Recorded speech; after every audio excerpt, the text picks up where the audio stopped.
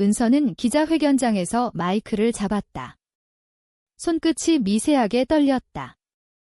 플래시가 쏟아지는 가운데 그녀는 숨을 깊게 들이마시고 말했다. 더 이상 그 변호사가 필요 없어요. 그녀는 제 과거일 뿐입니다. 세상에 이렇게 말하고 싶었습니다. 그 말이 끝나자마자 회의실이 술렁였다.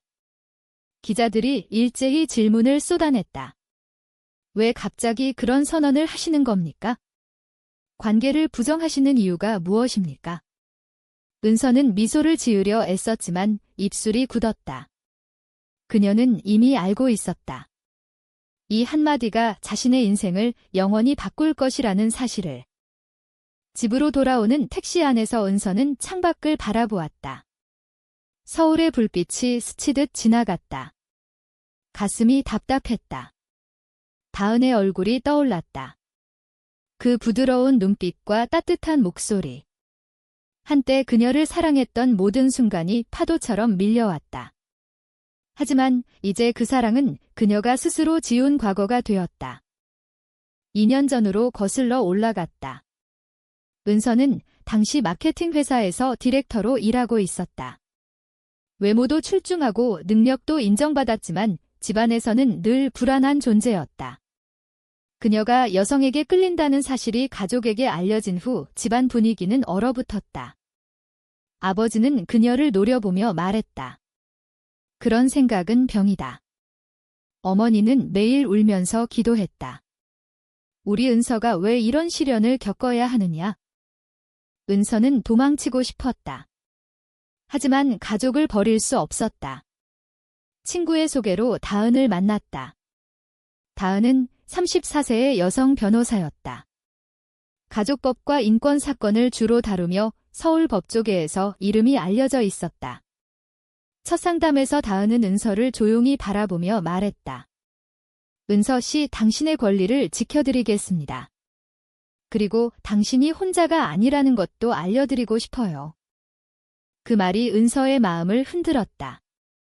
다은은 키가 크고 검은 머리를 단정하게 넘긴 모습이 지적이고 강인해 보였다. 하지만 미소 지을 때는 부드러웠다. 상담이 이어질수록 그들은 단순한 변호사와 의뢰인 관계를 넘어섰다. 다은은 은서의 이야기를 들어주며 자신의 과거도 조금씩 털어놓았다. 나도 대학 때 비슷한 아픔을 겪었어요. 가족 때문에 첫사랑을 포기했죠. 그 후회는 아직도 남아있어요. 어느 날 저녁 그들은 회사 근처 카페에서 만났다. 비가 내리고 있었다. 은서는 우산을 입고 나와서 젖은 채로 들어왔다. 다은은 자신의 재킷을 벗어 은서의 어깨에 걸쳐주었다. 그 순간 은서는 처음으로 누군가에게 기대고 싶다는 생각이 들었다. 그들은 밤늦게까지 이야기를 나누었다. 가족의 압력, 회사에서의 시선, 미래에 대한 두려움. 다은은 조용히 들어주며 은서의 손을 잡아주었다. 그 후 만남이 잦아졌다. 상담실을 넘어 한강 산책로에서 커피를 마시고 주말에는 조용한 레스토랑에서 식사했다. 은서는 다은과 함께 있을 때만 숨을 쉴 수 있었다. 다은은 은서에게 말했다. 한국에서 우리 같은 사람들은 항상 선택을 강요받아요. 하지만 당신은 스스로 선택할 권리가 있어요. 은서는 그 말을 가슴에 새겼다. 하지만 동시에 두려움도 커졌다. 어머니가 전화로 물었다. 그 변호사랑 왜 그렇게 자주 만나니? 은서는 웃으며 넘겼다. 그냥 일 때문이야. 그러나 마음속으로는 이미 다은을 사랑하고 있었다. 기자회견 다음 날 아침 은서는 거울을 보며 스스로에게 물었다. 정말 잘한 선택일까? 하지만 이미 돌이킬 수 없었다. 그녀는 가족을 선택했다. 사회의 시선을 피하기 위해 사랑을 부정했다. 그러나 그 선택의 무게는 이제 막 그녀를 짓누르기 시작했다. 그해 겨울은 유난히 추웠다. 은서와 다은은 비밀스러운 관계를 이어갔다. 다은의 아파트에서 보내는 밤이 많아졌다. 은서는 가족에게 거짓말을 했다. 야근이야. 출장가 다은은 그런 은서를 이해하면서도 걱정했다. 너무 무리하지 마. 언제까지 이렇게 숨길 수는 없어. 은서는 고개를 저었다. 아직은 안 돼. 아버지가 아프셔. 어머니는 매일 전화로 결혼 이야기를 꺼내. 다은은 조용히 은서를 안아주었다. 알겠어. 천천히 가자. 그들의 사랑은 조용하고 깊었다. 다은은 은서에게 책을 추천해주고 함께 영화를 보았다. 은서는 다은의 요리를 배우며 웃었다. 한 번은 제주도로 짧은 여행을 갔다. 바다를 보며 손을 잡고 걸었다. 다은이 말했다. 여기서는 우리도 그냥 연인처럼 보이네.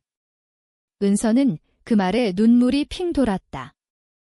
언젠가 이런 날이 매일이면 좋겠어. 하지만 서울로 돌아오자 현실이 다시 그들을 압박했다. 은서의 여동생이 의심하기 시작했다. 언니 요즘 너무 예뻐졌어. 누구 만나? 은서는 웃으며 넘겼지만 속으로는 불안했다. 회사 동료들도 수군거렸다. 은서 씨 그 변호사랑 무슨 사이야? 다은은 은서에게 말했다.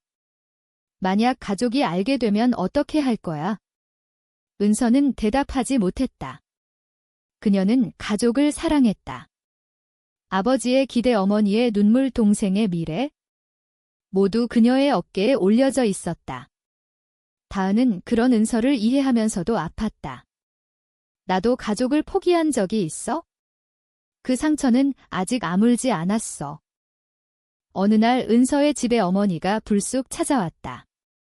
은서가 출근한 사이였다. 집 안을 정리하다가 다은이 준 작은 팔찌를 발견했다. 어머니는 그 팔찌를 들고 은서에게 전화했다. 이게 뭐니? 은서야, 솔직히 말해. 은서는 전화를 받자마자 다리가 후들거렸다. 엄마, 그건 그냥 선물이야.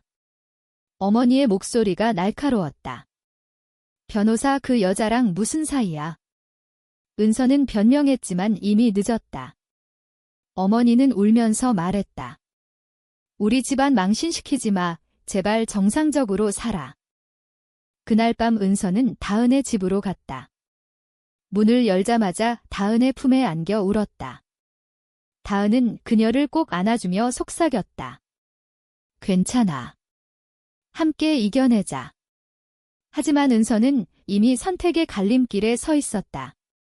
사랑과 가족 사이에서 그녀는 점점 지쳐갔다. 겨울이 지나 봄이 왔다. 은서의 아버지가 병원에 입원했다. 가족들은 은서에게 더 강하게 압력을 넣었다. 결혼해야 한다. 정상적인 가정을 만들어야 한다. 은서는 밤마다 잠을 이루지 못했다. 다은에게 전화해서 말했다. 미안해. 당분간 연락하지 말자. 다은의 목소리가 떨렸다. 은서야, 왜 그래? 은서는 전화를 끊고 울었다. 그녀는 사랑을 지키고 싶었지만 가족을 잃을 용기가 없었다. 그 결정은 점점 그녀를 파괴하고 있었다. 여름이 되자 상황은 더욱 악화되었다. 은서의 아버지가 퇴원한 후 가족회의가 열렸다. 아버지는 은서를 노려보며 말했다. 그 변호사와 완전히 끊어라. 그렇지 않으면 너를 집에서 내쫓겠다. 어머니는 울면서 은서의 손을 잡았다. 은서야, 엄마 생각해. 내 동생 결혼도 앞두고 있는데. 은서는 그 자리에서 아무 말도 하지 못했다. 밤에 다은에게 문자를 보냈다. 미안해. 우리 그만하자. 다은은 바로 전화를 걸어왔다. 은서야, 무슨 일이야?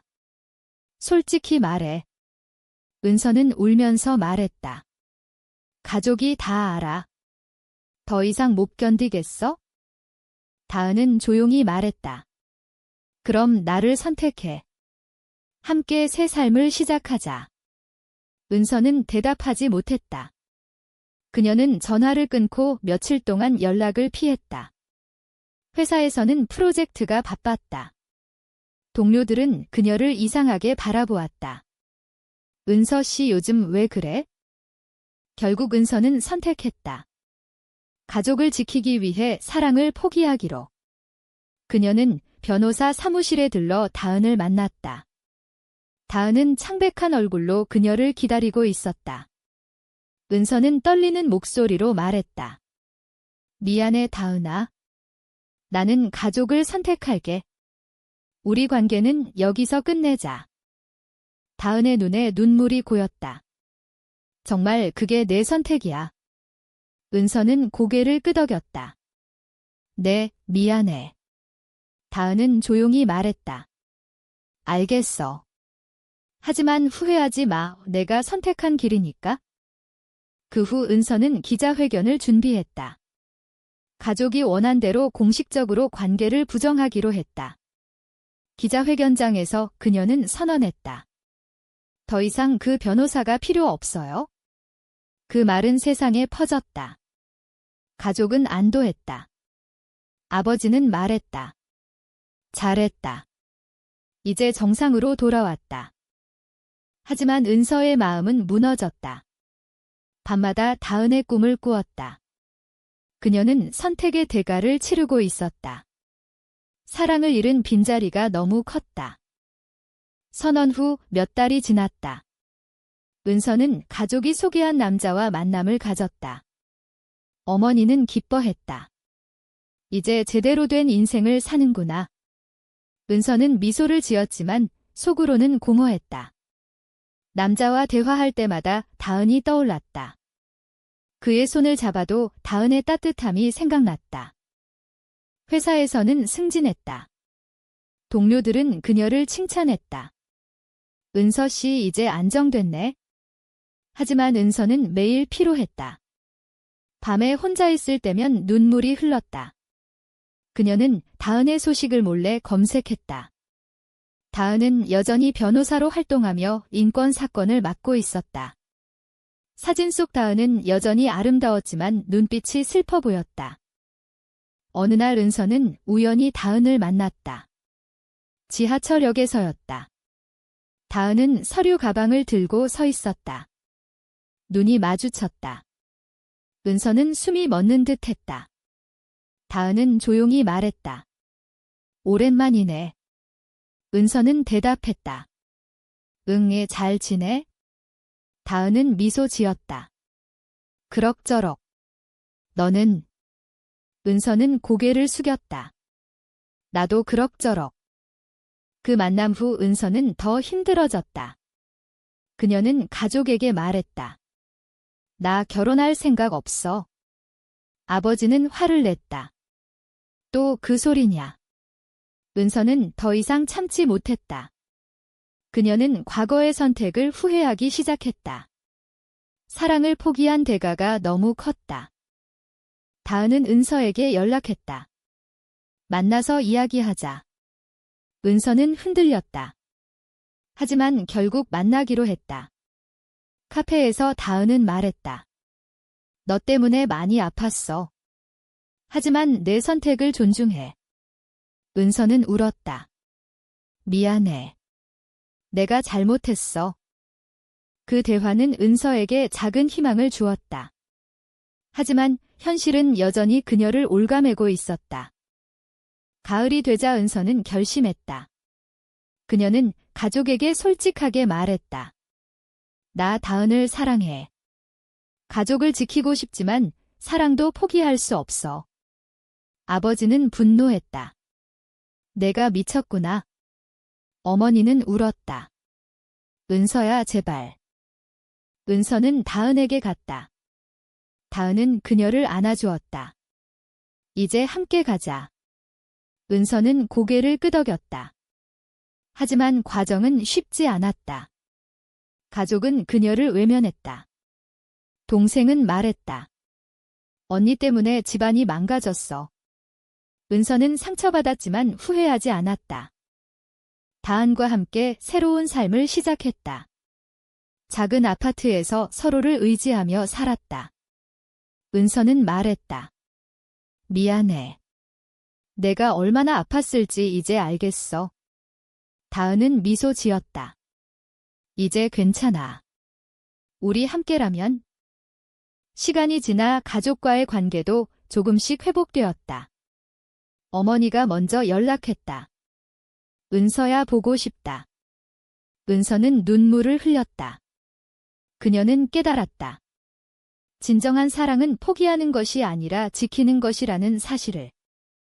하지만 사회의 시선은 여전히 차가웠다.